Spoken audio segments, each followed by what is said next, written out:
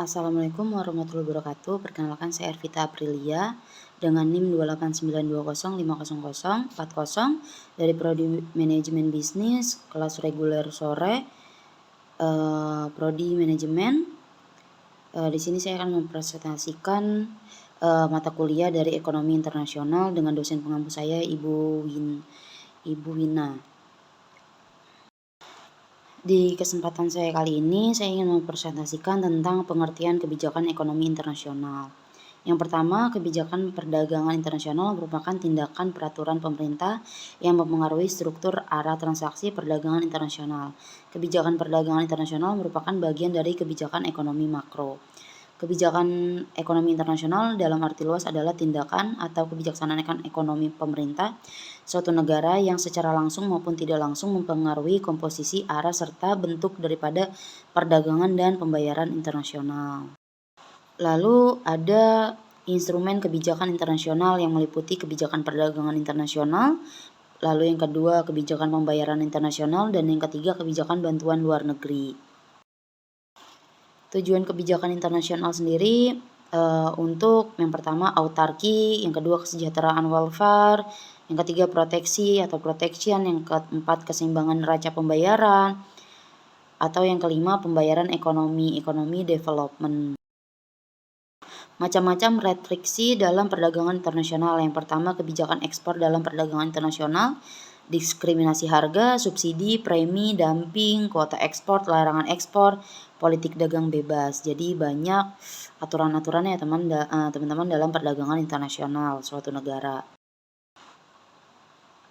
Lalu yang kedua adalah kebijakan impor dalam perdagangan internasional, yaitu ada pengenaan biaya masuk tarif, kuota impor, larangan impor, pengendalian devisa, kebijakan substitusi impor, yang terakhir adalah devaluasi.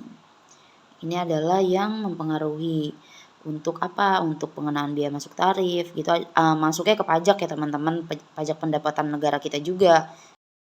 Lalu yang ketiga adalah kebijakan tarif dan non tarif. Kebijakan hambatan tarif adalah suatu kebijakan proteksionis terhadap barang-barang produksi dalam negeri dari ancaman membanjiri barang-barang sejenis yang diimpor dari luar negeri dengan cara menarik atau mengenakan pungutan biaya masuk kepada setiap barang impor yang masuk untuk dipakai dan dikonsumsi habis di dalam negeri.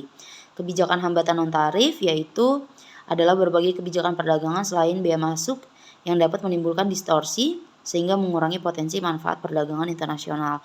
Jadi kalau misalkan kita nggak diadakan tentang bea masuk nih teman-teman, itu bisa aja tuh kayak contoh barang-barang Cina dari negara-negara luar. Kadang-kadang kecintaan kita terhadap suatu barang produksi dalam negeri sendiri berkurang gitu dan lebih fanatik tentang produk-produk yang diproduksi di luar negeri. Itu kan kasihan UMKM yang ada di negara kita. Lalu misalkan pedagang-pedagang pedagang-pedagang kecil gitu kan, karena misalkan barang-barang dari luar harganya lebih murah nih atau misalkan desainnya lebih menarik gitu kan. Kalau kita tidak kenakan pajak biaya masuk, itu kita akan kalah saing teman-teman gitu kan, apalagi di era global gitu kan, yang bisa kita akses semua informasi dan transaksi yang sangat jauh lebih mudah gitu ya. Jadi penting banget tentang hukum-hukum ekonomi internasional. Aturan-aturannya dibuat pasti untuk kepentingan kita juga, agar tidak sembarangan. Lalu ada kebijakan tarif. Tarif adalah pembebanan pajak atau kostum duties terhadap barang-barang yang melewati batas suatu negara. Macam-macam penentuan tarif yang tadi saya sebut, biaya impor, biaya transito, biaya ekspor, ini harus ditentukan ya teman-teman. Karena kalau tidak maka perdagangan di Indonesia saya yakin pasti akan amburadul ke depannya. Sistem tarif, perbedaan tarif menurut jenisnya. Satu ada ad valorem duties, yakni bea pabean yang tingginya dinyatakan dalam persentase dari nilai barang yang dikenakan bea tersebut. Yang kedua ada specific duties, yakni bea yang tingginya dinyatakan untuk tiap ukuran fisik daripada barang. Yang ketiga specific ad valorem atau compound duties, yakni bea yang merupakan kombinasi antara spesifik dan valorem. Sistem tarifnya sendiri ada single column tarif, sistem di mana untuk masing-masing barang hanya mempunyai satu macam tarif. Yang kedua ada double column tarif, sistem di mana setiap barang mempunyai dua tarif. Yang ketiga, triple column tarif. Sistem ini digunakan oleh negara penjajah. Sebenarnya sistem ini diperluas daripada double column tarif, yaitu dengan menambah satu macam tarif preference dengan negara-negara bekas jajahan atau afiliasi politiknya. Sistem ini disebut dengan preferential system. Nah, efek tarif itu di suatu negara yaitu bisa meliputi efek tarif harga, price effect, yang kedua ada efek terhadap konsumsi, yang ketiga efek terhadap produk, yang keempat terhadap redistribusi. Bisa dilihat ya teman-teman grafiknya, bisa di screenshot lalu dipelajari kalau teman-teman mau. Lalu selanjutnya ada alasan pembebanan tarif. Secara ekonomis dapat dipertanggungjawabkan. Yang pertama, memperbaiki dasar tukar.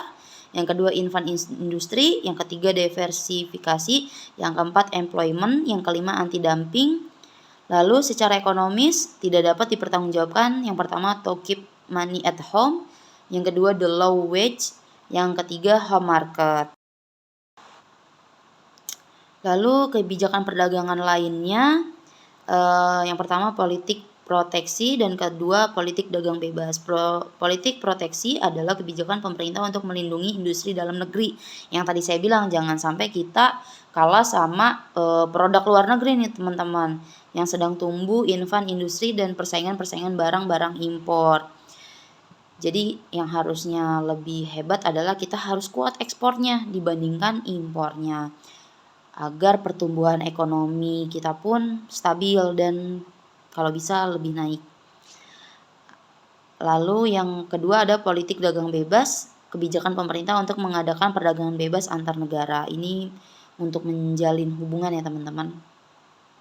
Karena setiap negara, setiap wilayah itu pasti punya sumber daya yang berbeda-beda gitu. Contoh misalkan di negara ini dia ada sumber dayanya, tapi di negara Indonesia kita nggak ada, kayak gitu. Pasti ada plus minusnya ya teman-teman. Makanya penting politik dagang bebas ini dibuat aturan juga.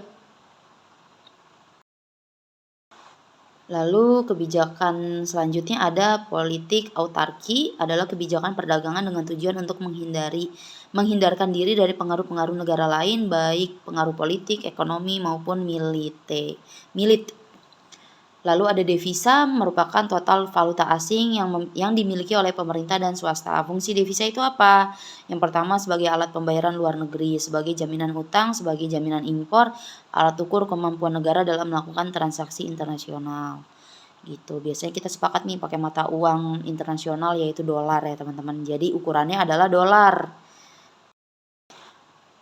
Devisa itu sumber-sumber devisanya dari mana? Yang pertama penerimaan hasil minyak dan gas bumi, yang kedua pinjaman luar negeri, yang ketiga jasa pengangkutan ke luar negeri, keempat penerimaan bunga obligasi asing, yang kelima pengiriman tenaga kerja Indonesia ke luar negeri, yang keenam penjualan kayu hutan ke luar negeri.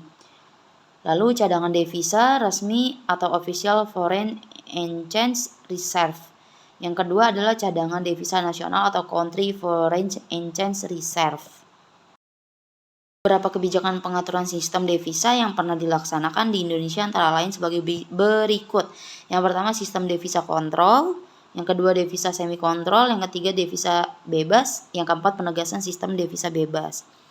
Lalu lintas devisa ini bisa kita lihat ya teman-teman, ini semuanya sudah ada undang-undangnya. Sistem devisa kontrol itu di Undang-Undang Nomor 32 tahun 1964. Perpunya teman-teman bisa lihat di sini ya, isi undang-undangnya apa, teman-teman bisa baca sendiri. Mungkin segitu aja penjelasan saya tentang ekonomi internasional. Teman-teman bisa cari sumber dari berbagai sumber lainnya. Apabila penjelasan saya kurang luas, mohon dibukakan pintu maaf. Wabillahi taufiq wal hidayah. Wassalamualaikum warahmatullahi wabarakatuh.